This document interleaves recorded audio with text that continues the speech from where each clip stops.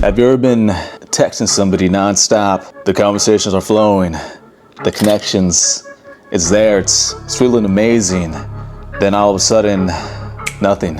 Or you're going on a date and then you text them goodbye and you get no reply. I've been there. No explanation, just nothing. So for today, I'm gonna break down exactly how to navigate that situation without losing your mind. Let's get it. All right, first of all, let's keep it a stat. Getting ghosted, it sucks. No two ways about it. Whether it's just someone you just started talking to or somebody you've been dating over time, getting left unread that's a bummer. But here's the thing, man.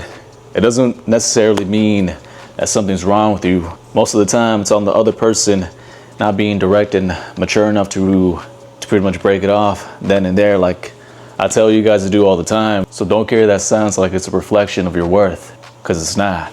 So speaking from firsthand experience, I know it's easy to get wrapped up in that headspace thinking you're not worthy enough or lowering your self-worth based on the other person's perception of you or lack of perception of you on this particular example. And I get it. I've been that guy to ghost other people too. And when you're going through this dating scene, there's going to be a double-edged sword to everything. So more often than not, like I previously said, most people aren't mature enough or are afraid to be direct enough and tell the other person exactly what they're thinking. Like I previously state all the time, it's my personal belief that if the vibe's not there, if the connection's not there, why are you wasting your time and pretty much leading that other person on? Which is why I made it a rule for myself, and hopefully you follow along too, that if you go on the date and the vibe and the connection's not there, instead of leading them on, be direct and be honest about it too. And if from my previous experience, you think they're gonna be overly emotional, that still hasn't happened yet. But if you think they're gonna be overly emotional and won't be able to take that constructive criticism and subsequently lash out on you and be one of these crazy chicks, more often than not, from my previous experience, that hasn't happened. And I've broken it off with the girls inside of their house and outside of their place too. So don't be scared if you're in that particular situation. But I kind of want you to think logically for a second right now. So for analogy purpose, you're going inside of a store, pretty much trying out all the clothes, seeing what you like, what you don't like. Now, if something doesn't fit right, you put it back on the shelf. Now, that doesn't mean that the shirt was bad, it just means it wasn't right for you. And that's what you need to remember. Your value doesn't just drop because somebody couldn't see it. So how do you actually handle getting ghosted? So for this particular reason, I'm gonna break it down to 4 simple to follow steps that I want you to implement if you are in this particular situation. Step number 1, don't chase. Now, thankfully, I've never been one of these super needy dudes who needed that pretty much closure at the end. And I get it. You're going on a date, you're having a pretty good connection. It's going smooth, it's flowing, the drinks are flowing, the conversation's flowing, everything's immaculate. You go back to the car, drop them off, wish them a good night, or sometimes make out with them and then wish them the good night. Pro tip, by the way, after a date, always send them a follow-up text like, hey, I had a wonderful night with you, hope to see you again. And you send them that follow-up text, and more often than not, they're gonna respond to you, reply to you pretty much immediately or within an hour-long range.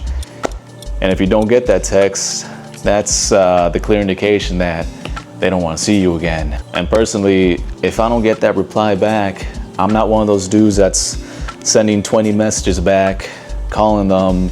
I've even heard stories of people going to other people's houses and trying to get that closure, and that's that's not what you want to do, man. Just own up to it. Don't take it hard, because there's plenty of other people, or as the expression goes, plenty of other fish in the sea. Don't get your head and your heart wrapped around this one thing, because it's not a big deal. Just move on. And what I personally do is, like I tell you guys all the time, rip that bandage off. If you know you're not going to communicate with that person back, follow these steps. Delete the number and delete the messages. Or if you have their Instagram, get rid of that too. That's why step number 1, don't chase. Step number 2, rip that Band-Aid off. So I know I talked about this briefly in step number 1, but what does this actually mean and how can you actually implement that into action? So if you're one of those guys who, I used to be with this super narrow mindset, this kind of linear focus and diving deep into that one person, pretty much putting all your eggs in one basket. First of all, that's the wrong mindset to have. What you should have is the thing that's been talked about time and time again, that abundance mentality. Because if you have that abundance mentality, you're not going to be so overly fixated on this one person, trying to get that closure, trying to get that validation. Because the shitty end of the sword is you're not obligated to have it, pretty much, because you're just meeting that one person. Whenever the situation does arise, my best course of recommendation is, like I previously stated, you gotta delete that number, delete that Instagram, pretty much delete them out of your conscious. And then what goes subsequently along that is configuring the time that you spent with that said person into somebody else, i.e. scheduling another date or hanging out with your buddies, whatever it might be, but you need to eliminate that person from your existence and your mindset. And the quicker you start that, the quicker you can fully move on and pretty much transition to the next person. But it's just like a Band-Aid. You gotta rip that off. Trust me on that. Step number 3, reinvest in yourself. So hopefully I validated myself as being that guy who's been pretty much counted out time and time again, broken up with, been ghosted. I've been the guy that breaks up with them and ghosts them too. So it comes with the territory. Get used to that, get comfortable with that. So like I previously stated, it could be easy to fall down to that downward spiral. Have that thought process, that self-defeating thought process with you consistently. And whenever your mindset gets shifted solely on that self-defeating process or self-defeating mindset, the whole entire ship goes down with it too. So it's my best course of advice. What I do personally is use that pain, use that anger, use pretty much that darkness and channel it into something else, something productive. So personally, what I do is I go twice as hard at the gym.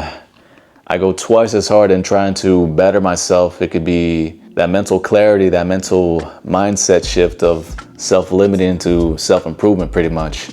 And what goes along with that is also improving pretty much all aspects of your life, leveling up in business and other life too. You pretty much have to reinvent yourself because that past self wasn't good enough, essentially. So what I always do is use that past self as pretty much a building block and build that foundation on top of that heartbreak, on top of that freaking pain, and use those things as pretty much stepping stones and stepping blocks into improving in all aspects. And if you're one of those guys finding it hard to figure out where to start, what direction to take, like I always say personally, it's my best recommendation, starting the gym, leveling up that vessel, because everything else will follow suit along with that. But you just gotta implement those steps and take that finally walk the walk and try to get better. Reinvent yourself. So that's why step number 3, try that out. Step number 4, be open-minded. So you probably seen all these kind of red pill kind of videos too, pretty much telling you go your own way. Women have all the problems. They're never giving you pretty much attention. That kind of negative rhetoric. Now, some of the stuff that they do say has some validity towards it, as in, it's like I previously stated, it's my personal belief that the man should always be in charge. But now remember, you only get that mantle if you earned it. And if you haven't earned it, then you just don't have it. Pretty simple. Now, if you follow those kind of red pill kind of mindsets or rhetoric, that pretty much creates animosity between the male and the female dynamic. And like I've learned previously, or like I've learned the hard way, that there's always going to be problems in pretty much any kind of relationship, whether it's romantic or personal. And the best course of advice, the best thing that I've ever heard is you just got to choose who you want to have those problems with. That's the human nature. That's a human psyche. So if you're constantly going about it your own way, thinking your way's the best, and not changing, not refraining from trying to criticize yourself in the first place and having that narcissistic mentality, like honestly I used to have, you don't catch yourself fucking up in some certain circumstances, you're never going to be able to evolve your mental framework, because you're always going to be stuck in your own way. and you're gonna be your own worst enemy doing that too. So typically you won't be the one getting ghosted and getting that constructive criticism from the other person. Now what that only means is you gotta go about your social circle and confide in them everything that went wrong and state your viewpoint. And if you have a good social circle around you that's not gonna sugarcoat it or coddle you, they're pretty much gonna tell you everything you did wrong. So me personally, I've been that guy to tell people what happened, and thankfully I do have some real motherfuckers that'll tell me the truth, and they pretty much tell me you need to listen better, or you need to do a better effort in supporting the other person. And if you don't have that open mindset, you're not gonna listen to what they say and take their feedback to improve in that facet, and because that way you stay open for better opportunities, better connections. Because if that other person disappeared from you and you take those steps and you implement that into your personal life, that's only gonna make room for somebody who's actually gonna show up for you. And like I state every single time, you need to be the best person you can be, so that way you can give somebody else the best person you could be. And it goes both ways. So that's why step number 4, be open-minded. So hopefully I gave you some clarity and some insight on what to do if you are navigating this situation. Now I'm briefly gonna run down what to do if you are navigating a situation for the life of you. Do not be one of those dudes spamming their fucking phone, spamming their social media, or going to their place and trying to get that closure to a certain extent, because you're gonna come off as a creep and the cops are gonna be called on you probably. And definitely don't spiral into that negative kind of mindset and go about that self-defeating, self-doubting loop. There's nothing wrong with you. You just went right for the other person. Keep that in mind. So if you do catch yourself in that self-defeating mindset, it's pretty much solely your perception. So if you're perceiving yourself that way, you need to change that outlook. So take this as a positive spin, that little constructive criticism on how to grow and get better yourself and be that complete dude like I'm trying to be. Because the bright side about this is it builds that resiliency, it builds that mental fortitude, and it builds that strength. And then you learn what you like and what you don't like, and then subsequently you can communicate that shit better. Like I tell you guys all the time, one of my favorite Stoics, he popularized the theory of dichotomy of control, which pretty much means control what you can control, your perception on things or your outlook on things in this particular example. So the next time you get ghosted, remember, it's not rejection, it's pretty much just redirection. So if this video hits home, do me a favor and hit that like button, hit that subscribe button for more content just like this. Drop a comment below to share your craziest getting ghosted story if you do have one. Hopefully it helps other people out knowing that it's not just them in this situation too. So once again, it's been your boy Coach Ed. Upload every Wednesday and every Sunday. So be sure to come back. And as always, see you later.